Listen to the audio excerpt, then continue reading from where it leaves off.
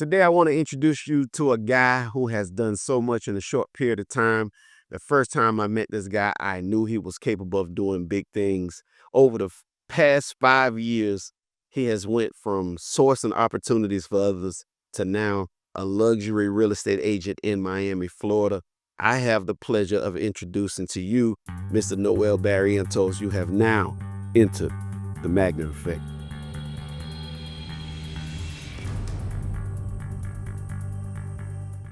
Appreciate it, man. Appreciate it. Thank you for having me. Yeah.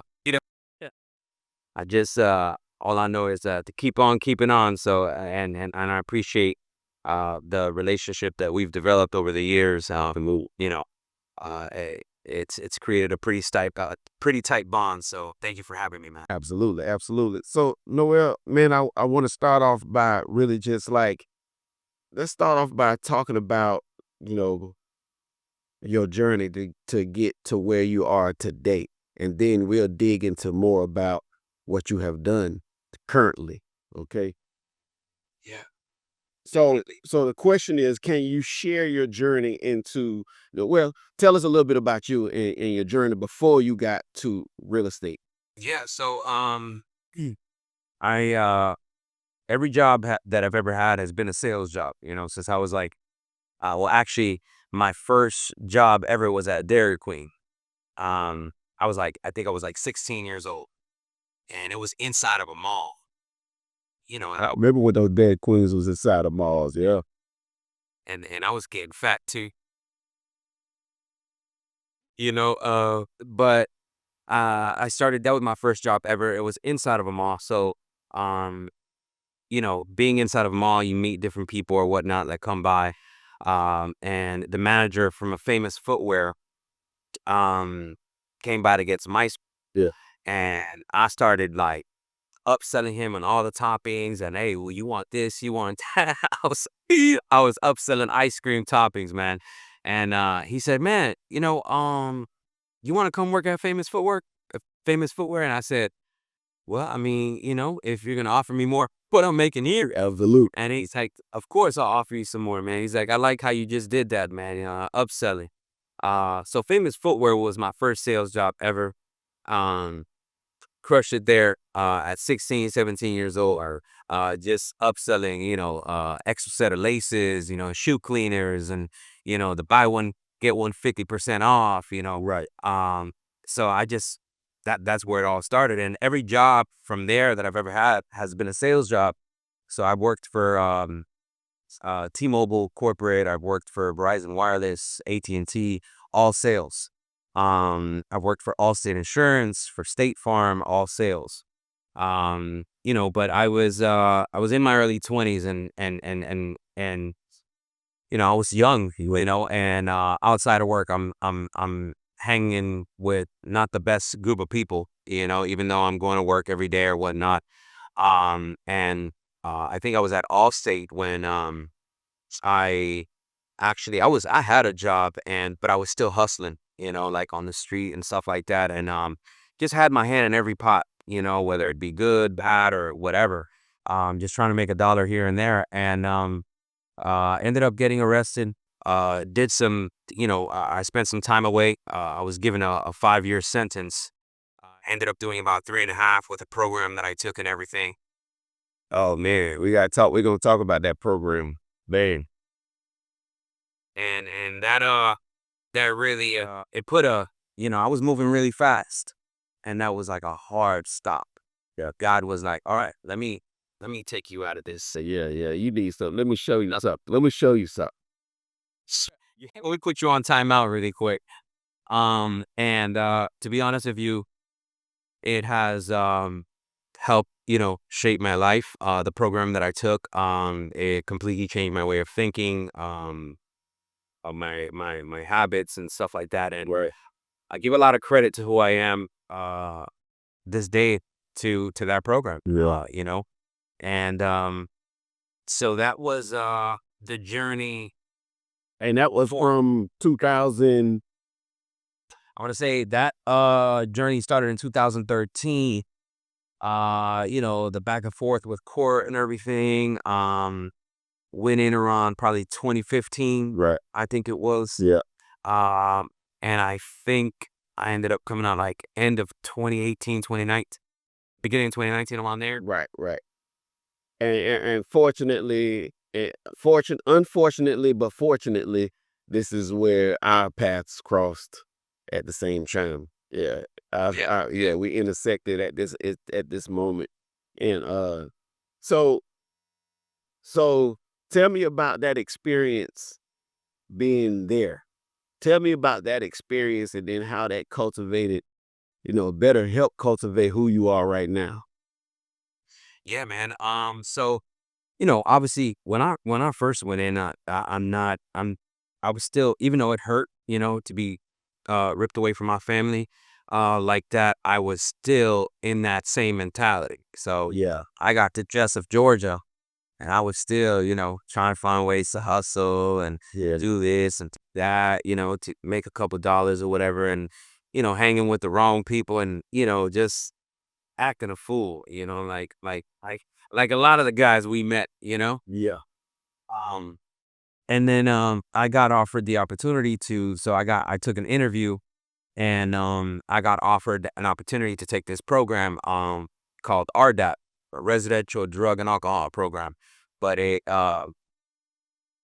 almost nothing about drugs and alcohol, had everything to do with um, how your thoughts determine your feelings, how your thoughts determine your actions, and the attitudes to have throughout life, to live a more positive and mentally healthy life. And they said, and listen, this is a 9 month to 12-month program. If you complete it successfully, you get a year off your sentence. Right. And I said, well, sign me up. Sign me up. There's a lot of there was a lot of talk and rumors about the program. Oh, that program for snitches, and that program's for this, that program. It's just that street mentality of like holding on to, your cred so bad and all this stuff. And it's not. And then once I joined the program, I realized why they were calling it that, yeah. because, you know, Holding people accountable is snitchy. They gonna say snitching because you holding people accountable. If we did that for real, man, this world would be a better place. If you trying to hold people accountable, you know, and that's a I don't know who put that into our bloodstream, who put that into society as far as this whole snitching thing, but I mean, that's a whole nother topic for another day. That's a long topic. But so yeah, so you got into the program. It was about holding people accountable. Take us through, how that program helped you. What were you doing? Because I remember when I was there, the same place that you was at, and they wouldn't let me in the program. I tried about 3 times. I had meetings and everything with this guy, and he was just like, Mr. Baker, your background, your history, your education, I just I can't afford for you to get in because you don't have nothing to lose. You don't have nothing to gain. And then everything about you says you can manipulate. You can so he wouldn't let me in. And I was really, yeah. But tell us about your experience with it. yeah. So, this program is consists of like two or three doctors, like in psychology, and several counselors and therapists or whatnot. So it's every Monday through Friday. There's a morning meeting every single morning with about 150 inmates that are in the program, 120 to 150 in the program. Every Tuesday, there's process group with about 10 to 15 of us in a circle, just going deeper and processing like the past and your emotions and something like that. Um, there's like several chapters and workbooks that you have to complete.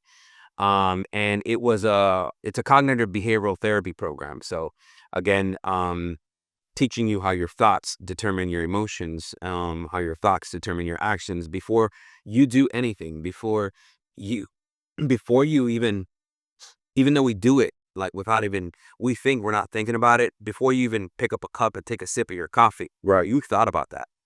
You get what I'm saying? You thought about that. And waking up in the morning, practicing gratitude, practicing humility, responsibility. I mean, these are like the attitudes of the program. Like it was like 8 attitudes or whatnot. And you got to hold people accountable in a public setting. So, I which is the tough part. yeah, because you're doing it in front of the doctors and in front of the counselors or whatnot. Um, it was tough at What first. they gonna say? And what they gonna say? Man, you trying to mess me up? Yeah, yeah, you trying to? They're gonna take my year away from me because of you. Shoot, and that's a big carrot. That's a big carrot to hang in front of a person's head Yeah, face. yeah, oh yeah. It's yeah, they know what they're doing. They definitely know what they're doing. So we'll be in the dorm, and with the individuals or the inmates in the program, and we'll I don't know, you observe someone taking food and drinks into the TV room, and there are no food and drinks allowed in the TV room. So it's all about, it's like getting into the habit of following these simple rules, Right. you know, that when you come back out to society, it's like a no-brainer. You already, But like you're more like hesitant to break rules, and you think it through, rationally. right. Because it makes you have to question why are you making that decision when you know what to do. You know what to do, right? Why are you making that decision? Tell us about why are you making that decision? I give a sign that says no food and drinks outside the door. So why you coming in here with your Not not, nachos? not only that I recognize Noel, but also how you guys were like impeccably dressed, how you had a dress code, how that was the biggest thing for me because if you think about it, what does military do? They make you first they strip you down, make everybody equal, and then they build you back up, right? So yeah, and sometimes as they say, uh uh what's the old saying? The saying about what builds character, right? I think it's I can't even think right now. My brain not working. But character is built off of going through the fire. Being is built off of having to go through something that's tough. That's how character is It's built. signs, man. Yeah, taking you outside of your comfort zone as well. So, can you explain, that whole process of them making you guys dress a certain way, wear your watch a certain way? Because it was little things that I saw. I was like, man, why they doing this? So it intrigued me and I wanted to know more about why y'all was doing it. Yeah, well, I don't know the exact reasoning behind it. I can only assume that obviously, we're considering the environment that we're in. There's a lot of these dudes have never even, worn a dress shirt or tucked their shirt in, Yeah. you know. So I think part of it was building people up, you know, and preparing them for the real world. And sure enough, listen, if you walked into that morning meeting and your uniform is wrinkled and it looks like it hasn't been washed in a week or so or anything like that, listen, that's you're a walking target, really. Because like everybody's watching you. So and so the holding people accountable, we called it pull-ups. Like you're pulling somebody up. But you get that, right? Right. Like I see you're struggling, let me pull you up. Yeah. That was the concept behind it. And I'd say, hey, Mr. Baker, um, I I see, your uniform is pretty wrinkled and it looks dirty and like it hasn't been washed. I mean, what's going on? Oh well, I didn't have time to go to laundry, or I didn't have time to iron my clothes, or okay, well, I just want to let you know tomorrow morning at the morning meeting, I'm gonna have to hold you accountable at the meeting. Cause I see that you're struggling. I see that you're struggling. What you mean? Come on, man. Come on, Barrientos. Come on, come on, bruh. Cause oh man, it's the people were terrified of that podium, bro. Ter- I know they was that whole year, about that year. And sure enough, the next morning would come about, and it's okay. So now it's I have a pull up for Mr. Baker. yesterday in the dorm, I observed him in his uniform. He was on the way to the morning meeting and was wrinkled and looked like I had him to wash. And I think you're struggling with the responsibility to take care of yourself. Dang. I'm struggling with the responsibility of taking care of myself. You know how old I am? I'm older than you, Mr. Barrientos. That was another one, man. Don't you pull up an old head, man. Yeah. Yeah. No, they ain't gonna be bad. For sure. So you went through the program. Right there, Mhm. that right there during that meeting, okay, they come to the podium. There's like 120, 150 inmates. The doctors are standing on the wall. The therapists and counselors are standing on the wall. And I would go on the microphone and say, "So I want to hear your thoughts. Like, what were you thinking? Like, what happened?" Right. And then they'd have to go through their rational or irrational, in this case, irrational thoughts that led them to uh, lack of action or negative action that ended up being in a negative consequence. So it starts with your thoughts, what you felt, what you ended up doing after that feeling, and what consequence you ended up, I mean, it was deep, man. It was deep. And imagine you're listening to this every single day for 9 months to a year. You're in the dorm, you're talking about it, you're in process groups, you're in different classes. I mean, this is being hammered into you, accountability, responsibility, integrity, humility, gratitude. I mean, it's just being hammered into you. And when I first started the program, I didn't I wasn't taking it serious. I was faking it. Right. But little did I know that they had something called rollback. So that's another thing. Let's say you're 3, 4 months into the program. Oh man, I only have like, 4 months left, whatever. But they say How long was the program? about a year, I'd say. Oh, the program was a whole year? Yeah. Oh, I okay. mean, I thought the program was like 9 months, but you still can lose it in a year. so it's 9 months, but by the time that you end up graduating and stuff like that, and doing everything that you need to do to be able to graduate, or successfully complete it, it ends up being about, it could be anywhere between 9 months and 12 months.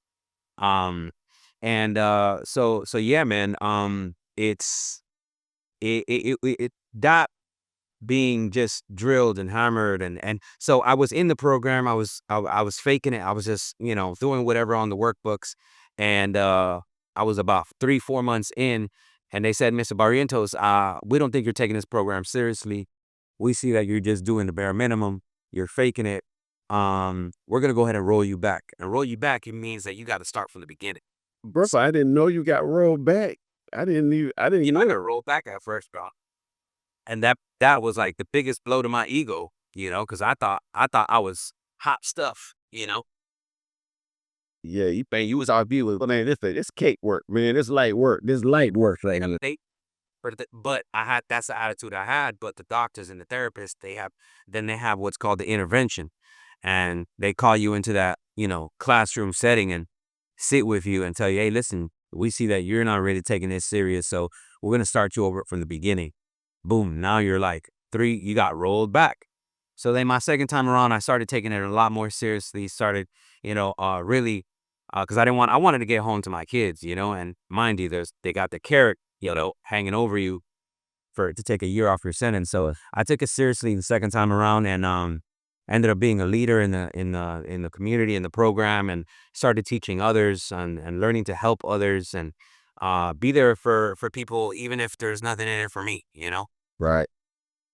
Man, which such is life, right? I mean, that's the way God created it to be. So you went through the program. The program lasted almost 9 months to a year. You saw people who, I mean, that's one of the things that I heard about was people getting all the way to the end and getting rolled back, or just not even completing. I got a question for you with that. Do you think that program was constructive for those who didn't pass? Or you feel like sometimes those people probably going to go out and be, are they going to be worse or better? I mean, I guess you got to apply the principles, right? So yeah, if it's up, look, it's the motto there is, it works if you work it. okay. So now we're about to go into, the second phase of your life, right? I know that program was one part of it. What about being in that place? What other things were you involved in to help you be a better you for when you got out? Yeah. So a few things. I mean, well, while you're in that program, it's important that you surround yourself with positive people or people that are not in any nonsense, involved in any nonsense because I may be hanging out with these people over here and then someone from the program sees me doing something with them, you're being held accountable the next day at the meeting, so I working out was one of them, and I thank God every day that we crossed paths and I met you because it was like hey, you want to work out? I said, yeah. I mean, hey, let's work out then. I mean, or do you work out? And I was like 235 pounds. My man doesn't look like I work out. I'm like 5'5", bro, 5'4", 230. I was sloppy, and you and I started working out, and that was a huge stress reliever, because there's a lot of frustration, and stress that comes with being in that place sometimes. So that was a stress reliever, apart from just creating like that brotherhood, and feeling like in such a dark place where you're away from your family, you're away from your friends, creating a brotherhood in there, for me was important because it felt like, man, I got somebody in here, that I got his back, he got my back. We look out for each other. Let's work out. Like that brotherhood meant a lot to me. Especially Yeah. the place, and yeah, you can have some dark days, in there. Yeah. So that was that was huge. Just working out every single day and talking about life or what's going on back home or what plans we got.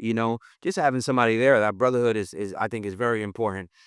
Physically, than working out, and bettering yourself and becoming healthier, that. And then I'm a musician as well. So I spent a lot of time on in the chapel on the piano.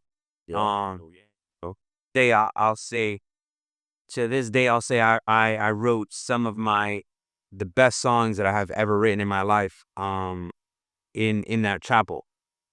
Because again, like, under that type of fire, man, you'll create some diamonds, man. And I got songs, man, and I'm not just talking about hip hop. I got like pop songs I wrote, man, that if I were to just picture. And that's crazy because that's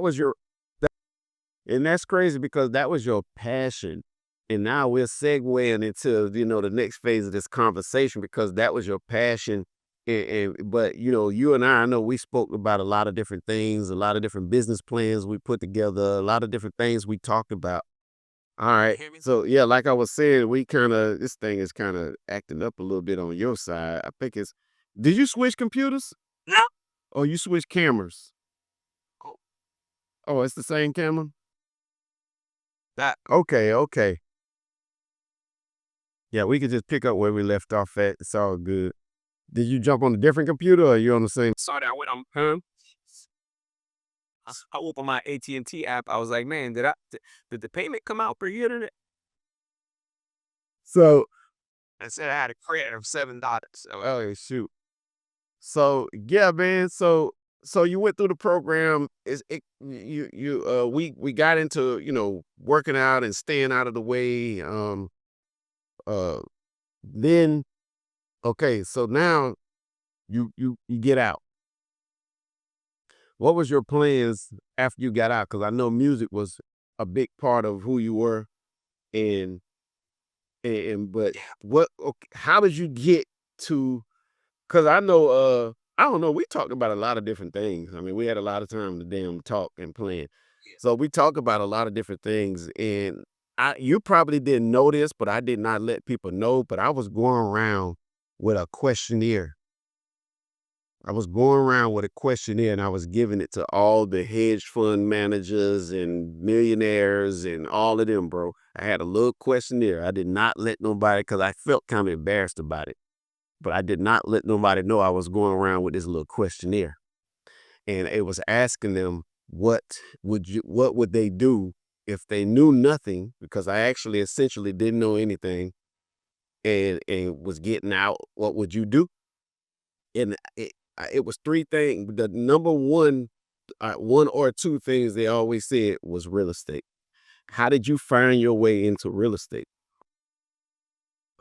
You know, so I had so many ideas and notebooks to, just I would email my sister and be like, "Hey, send me information on this, send me information on that." She'll like, go on Google, copy and paste, and send me the email back, and I'm reading and stuff like that. So I had plans on opening up a staffing agency, for temporary employees, trying to make them full time. I had plans on um starting an event company where I would be just come to me and I'll find you the DJ, the balloons, decorations, the venue, everything.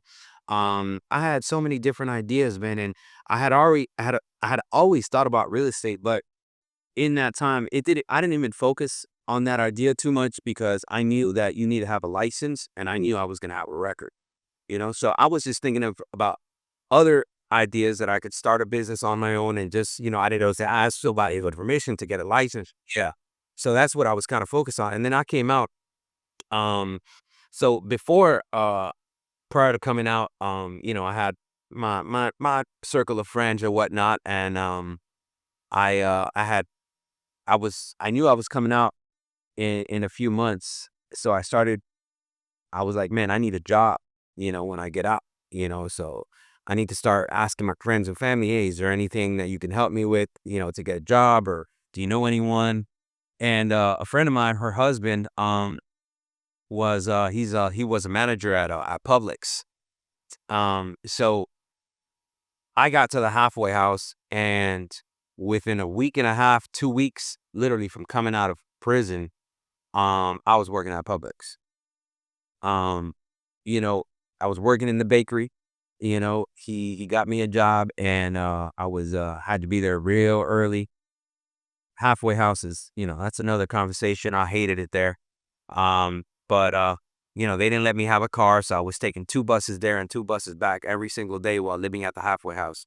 4 buses a day, uh, from Little Havana to North Miami and back. Every day. And I was the bakery. You gotta have that freshly baked goods, ready. Serve it. Somebody just be mad. That coffee, they want that pastry. Walk that store. Yeah, people got to walk in that store and smell them, that freshly baked bread, Cuban bread, or those pastries or danishes, so had to be there early, man. So those bus rides were brutal. And getting close to my 6 month mark where you go home. I had no plans of real estate. But I had a friend, a friend back then, tell me, hey, listen, I'm quit my job. And I'm gonna get my I got my real estate license, and you want to come work with me? I'm like, man, Publix already, they were already talking about making me assistant manager of the bakery, like within like 5 months, which is a really, it's a great company. Nothing bad to say about them. But it's a lot of hours and early hours, and you're on your feet all day. And, it's not really what I enjoy doing. I'm not trying to listen, if I want to stay at Publix, I'd probably still be at Publix and, probably climbed up the ladder and have a great career with benefits and all that stuff. But No, I no, that's I'm a back up and say when I met you, bro, I met a lot of people in my life. I have came across a lot of people being a professional athlete, doing this, doing that, going to college, whatever. You are one of the few people who I've came in contact with, and I say he gonna be successful at whatever he does, just because of your mentality, your personality, and your mentality. You understand what I'm saying? So even before you were, I don't know if it's because that program before or after or during that period, you was kind of like evolving, you know what I mean? But I mean, you just was one of those people who, and I'm the type of person, I think I've told you this before, I always try to be around certain type of people so I can steal. I want to steal. I want to steal. What makes this person good? I read a book when I read a book when I was in there called "Steal Like an Artist," and it's about that. It's about, hey, listen, like, surround yourself with people who, are doing better than you or have a different mentality, or are doing something good with their life, so that you can steal and then make it yours, create your own thing with your own So my biggest thing is I wasn't good with people. I wasn't good with like building. I mean, I was, but I wasn't. You know another person who I really watched, Manny, little short Manny. And I say, yeah, I used to always say, man, he act like the president, man. He talked to everybody. He vibe west. Y'all, both of you two were the type of people I looked at. And I was like, you know what, man, I gotta be more like those guys. I gotta be more like those guys. You know what I'm saying? So now you okay. Now you're going into from Publix. What's the next move? Yeah, yeah. So, buddy says, got my and I said, listen, man, I don't have my license. I can't get my license. So I don't know if that's a good move for me. And he's like, listen, bro, you're gonna get paid more. Okay. You're gonna be working in an office, on the phones, sending emails and stuff, doing what you like to do, which is talk to the public and sales and stuff. And I said, but I don't have my license. He's like, look, you don't have to show any properties or do any negotiations or anything like that. All you have to do is answer my calls, emails, text. I said, man, you know what? I'm about to leave the halfway house. I would love a regular, 9 to 5, Monday through Friday. And to not be on my feet all day at Publix, just running around with bread and, Danish ants and stuff like that. So you know what? I said, I'll make the jump. So I made the jump. And I was still on probation, but I made the jump, and I got with him. And that's where, again, wasn't licensed, but I was working out of the office. I was managing like his investments of his lead investment. So he would put in, let's say he would invest $1,000 into Zillow, and all the calls, text messages, emails were routed directly to my phone. So I would tell him, hey, listen, somebody called, they want to see this property at 5 o'clock today. You got to be there at 5 o'clock. Hey, did you qualify them? Yes, qualified them, they're good to go. Boom. Then he started closing deals, and he invested another 1,000. Then he went up to 3,000, 5,000, 8,000, $10,000 a month. By the time that I left, we started just him and I. By the time that I left, there was about 10 agents under us, and he was about 10 to 15 grand at Zillow per month. And I was like dispatch, just like, you gotta be over here, you gotta be over here, you gotta be over there, you gotta be, hey, Chris, you gotta go over there. Yeah, like, and man, we had a lot of fun doing it. It was good time, and that gave me, I was in a real estate office. I was a part of real estate meetings. I'm listening. I'm learning. I'm speaking to these clients. I'm like the first person that they speak to before they see the property. I'm making sure that they're real. Sending an agent, a licensed agent out there. It was. I learned a lot. And we parted ways for, reasons that have nothing to do with business. I'll never have anything bad to say about him when it comes to business. He's an excellent business person. But at the same time, these people were the same ones that were telling me, because then I was like, man, these guys are making a lot of money. Absolutely. I was just about to say, hey man, you made them a lot of money during that period, or at least you helped them make a lot of money during that period. I definitely did. And I was like, man, I think I want to get my real estate license, because, I heard that it's on a case by case basis. And him and a few others in that office would tell me, hey, listen, don't bother, man. Don't bother trying to get your license, man. Listen, you got it good right now. They're gonna tell you no. Why are you gonna go up there and embarrass yourself? They actually it's so wet. Like, you have a good, yeah, you got a good gig right now. What are you gonna go mess it up for, and then waste a lot of time in that process of like, don't bother. I was like, damn, man, like, all right, well, I'm gonna apply.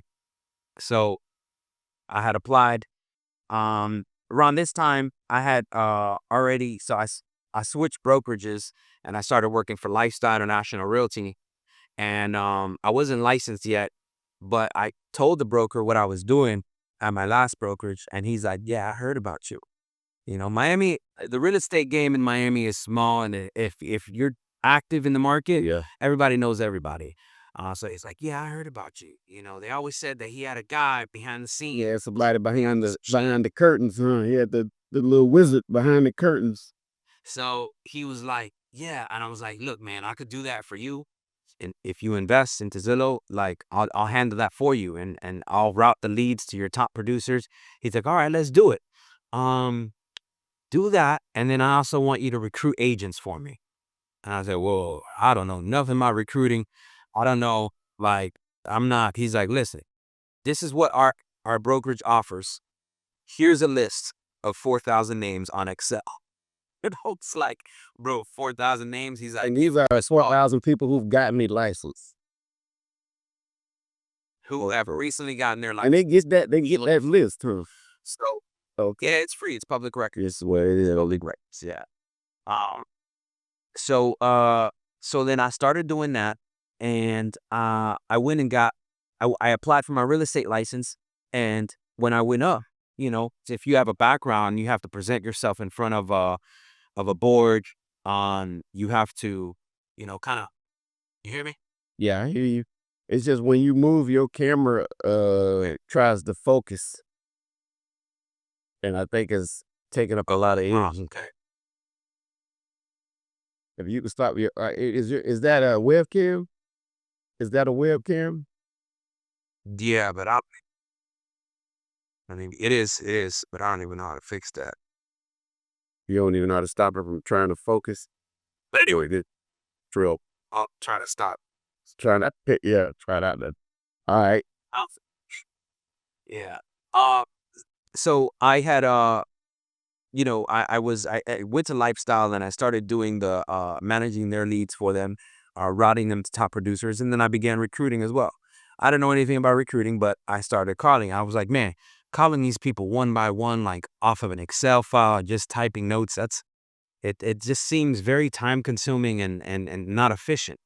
Um, so I created a system, like a follow-up system, and then I used a CRM, Follow-Up Boss, to manage all the agents that I had in there. Long story short, man, I ended up recruiting about 350 agents to the brokerage. I was crushing it. I was recruiting probably like 5 to 6 agents a week, setting up appointments, meeting them. The broker gave me the freedom to be able to set my appointments, and hey, listen, they can meet with you. You're the business development manager. They can meet with you, and he empowered me. He empowered me and showed me a lot of love in that sense. And then I had gone to get my license. I had to present myself in front of the board, and they told me no. They told me no. You have to wait till you get off probation.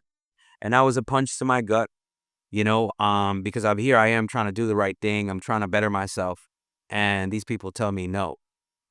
So I said, "Don't worry, I'll be back. I'll be back. No problem. I'll be back when I get off probation." So sure enough, a year later, I kept recruiting. I kept managing leads, working out of the office, 9 to 5, Monday through Friday. And sure enough, a year later, I went back to get my license, and I told them, "Hey, listen, I'm back, and I'm off probation." And you know, they finally approved me, and that was I always say that was the top of the mountaintop for me, because moving, it was like, man, like I was like climbing uphill for so long at first. So you took the test and passed the test, bro. You passed the test. You took the test, passed the test. Then you had to go before the board. Okay. Yeah, yeah, yeah, pretty much. And yeah, that's when I got licensed, and that was a big deal for me, man.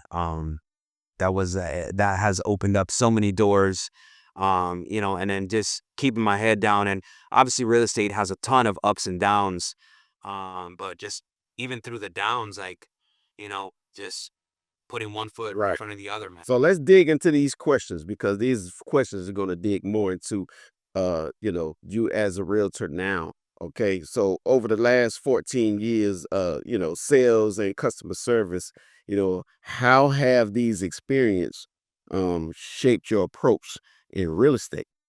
Yeah, so that's I always say, listen, man, like I tell my brother, my sister, I'm like, don't complain about your job now because another opportunity may open up for you later. And you're gonna use some of the tools that you learn at those previous jobs to to be better at your current job, and it's gonna sharpen you up. So I always think of Allstate Insurance because Allstate Insurance had a CRM that you know to follow up with clients and make calls and keep save your notes and stuff like that. So that part has helped me. Obviously, like systematically, like learning how to stay organized.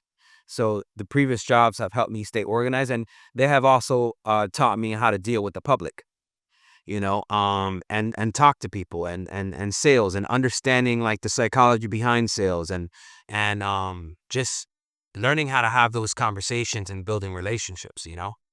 All right, come on. Yeah. So yeah, Allstate, T-Mobile, um, T-Mobile, when I was working on T-Mobile, I was working at a corporate kiosk in Mall. So I'm dealing with the public all day, every day. That has taught me how to talk to people and deal with the public. Allstate taught me how to like manage systems and a CRM and stuff like that. So yeah, man, everywhere I've been has helped me, with what I do now with work. And I've taken like little nuggets from every place I've been at to just, you know, be effective, impactful, and uh, have a successful Right, business. right.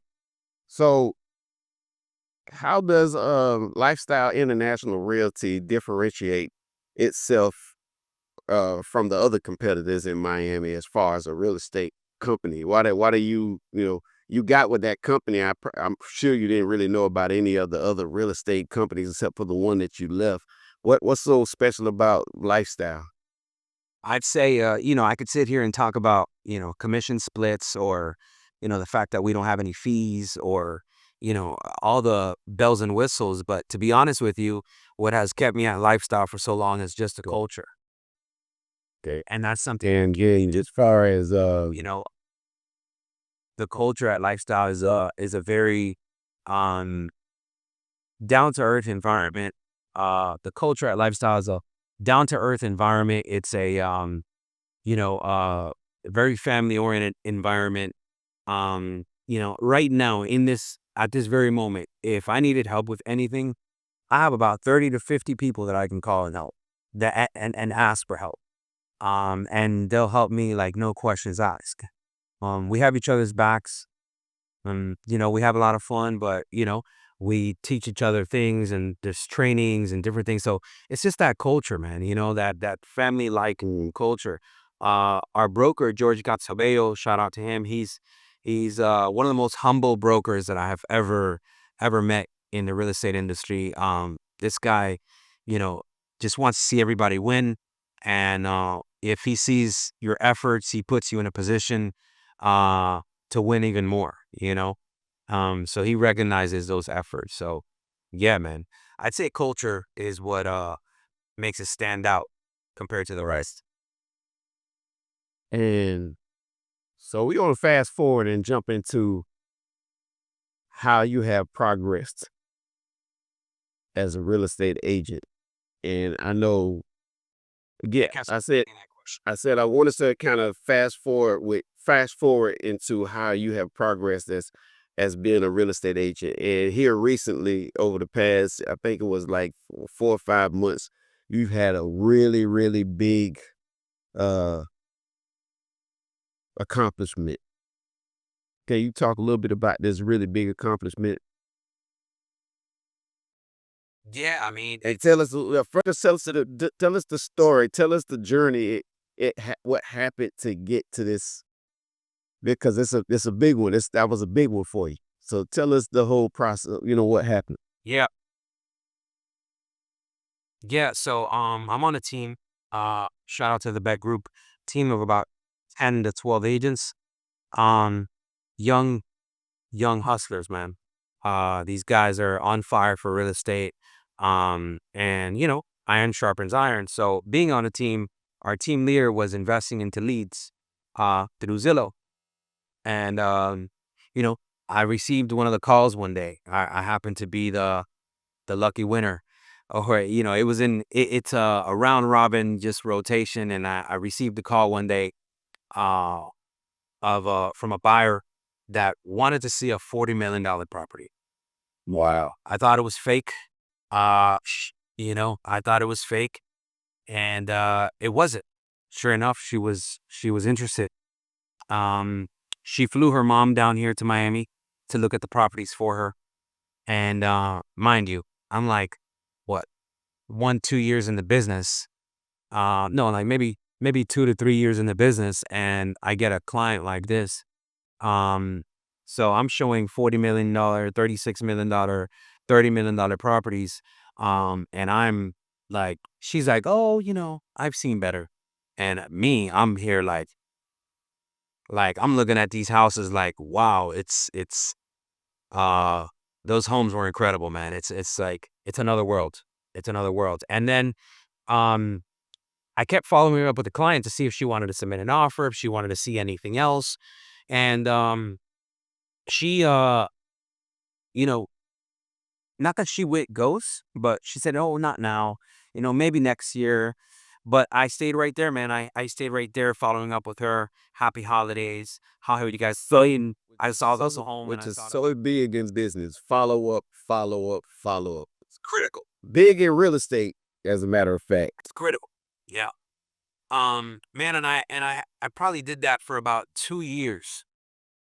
I did that for about 2 years before anything really happened. It was 2 years of follow up, man. And then finally she said, yeah, you know what? She she wasn't even she had told me that she was gonna buy the next year. But then finally she said, okay, you know what? We're actually in Miami. They're from Chicago. We're in Miami and I'd love to see those homes. So we went on some showings. After 2 years of follow up, went on some showings. We had 2 weeks of negotiations with the listing agent, and we finally closed the deal at 16.5. 15.5 million. That's crazy. So that's your first 16.5 million, and that's awesome. Congratulations, man. 16.5 million. But you've gotten $2 and $3 and $4 million, closings. Yeah. Yeah, so that's what I was gonna get into. So, um, that has opened a lot of doors. Um, but really, doors that to be humbly that I opened myself. Makes sense? Because now, okay, you get a big check. Obviously, you got to split that with the team lead because that was a lead that he invested in, rightfully so. And I don't when you have a good relationship with your team leader, it's like you're not you don't even feel bad giving him his hour, because it's like, man, we're getting it truly the city.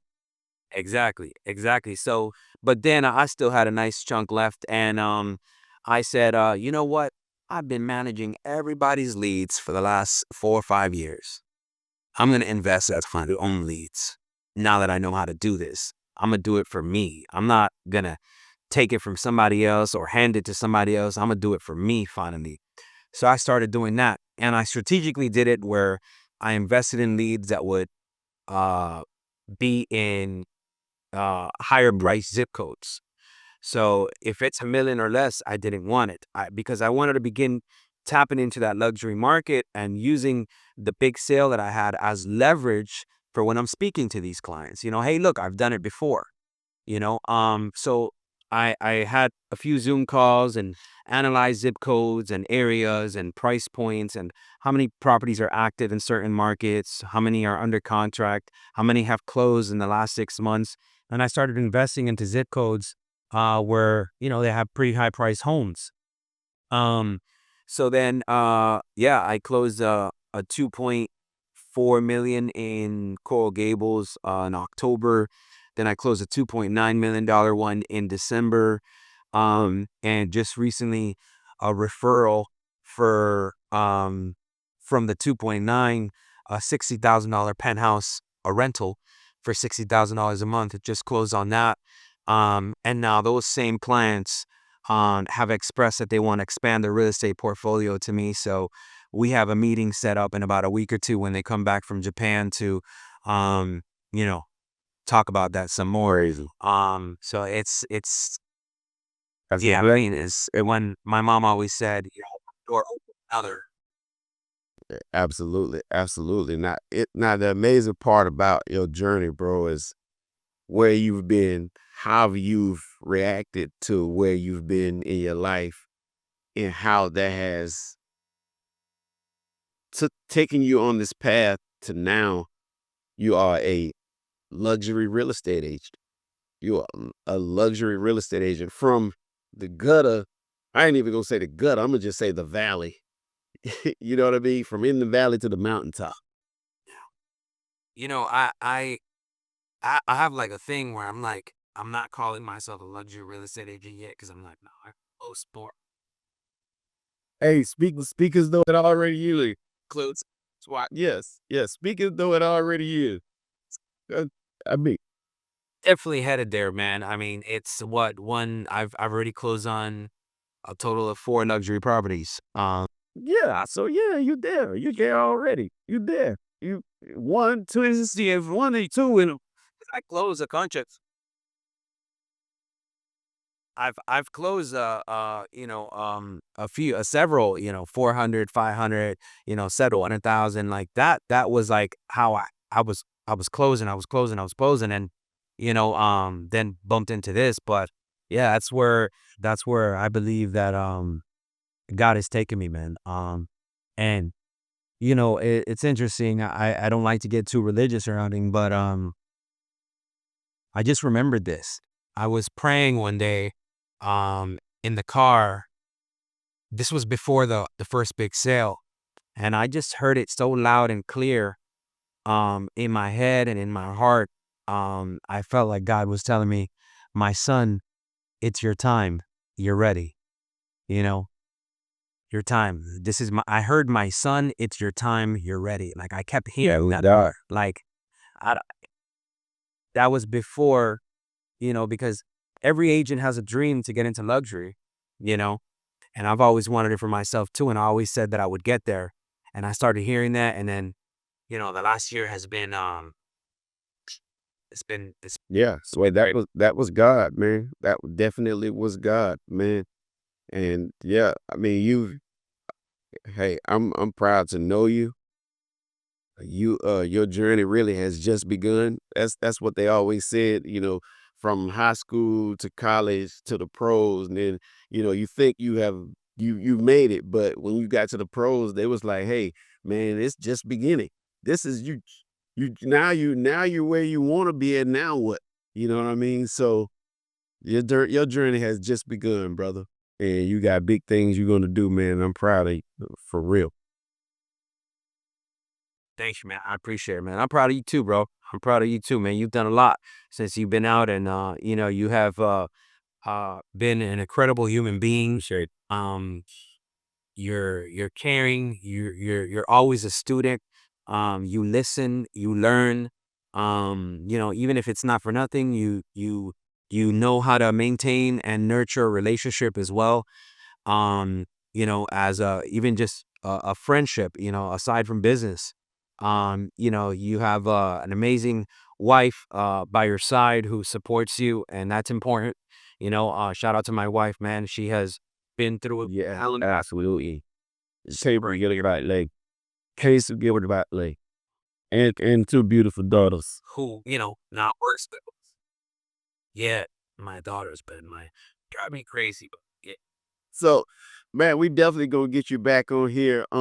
This podcast right here is a close. Obviously we got to work out some bugs, but we're gonna get you back on the live podcast. What I like about this system right here, bro, is this system we can have 1,000 people watching, and we can bring up one of the people that's watching onto camera, and then they can ask you some questions. So I'm gonna kind of That's it. Once we fix those bugs, that would be really cool, man, to like announce it that, hey, we're gonna do this on Sunday or whatever, we're gonna do this on a Monday or whatever at this time, put it on Facebook, put it on Instagram, and have some of our people chime in, and ask the question. So my whole plan with this whole podcast, man, is to just kind of I wanted to do like 6 or 7 of them first, and then start inviting people. Hey, if you want to jump in, you want to join in, you can ask questions. We might even have a game segment in there where we give away prizes and stuff if people can ask the right questions or answer the questions right. You know what I'm saying? So I'm gonna try to evolve. I like that, man. That's a really cool. Yeah, we're gonna try to evolve this thing. But Noel, Mr. Noel Barrientos, my friend, my brother, I appreciate you for coming on the Magnet Effect podcast, man. And like I said, man, I'm super proud of you. And man, we're gonna make sure we keep this ball rolling. And if you have anything that I can help you with or anything that you need from me, I'm always there for you 100%. Um, let's do this. Let's end this by, letting people know how they can get in contact with you, letting them know if they want to ask you some questions, what is your contact information and how they can reach you.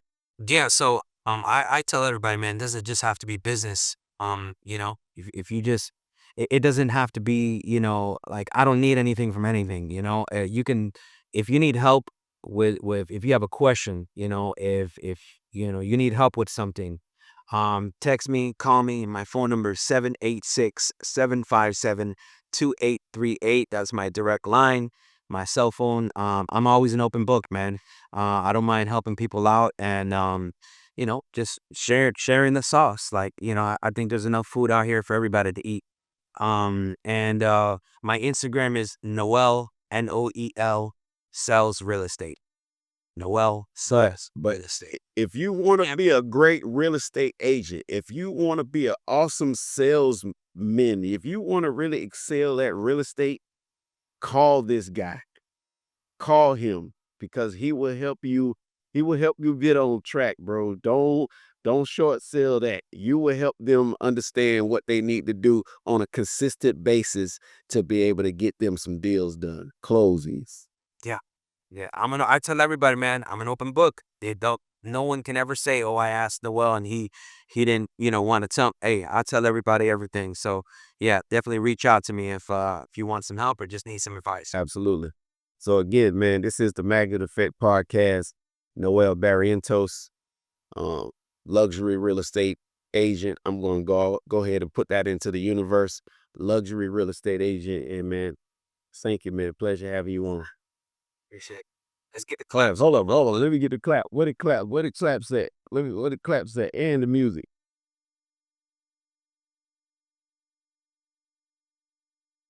Okay. All right, bro. I'm gonna stop it right here.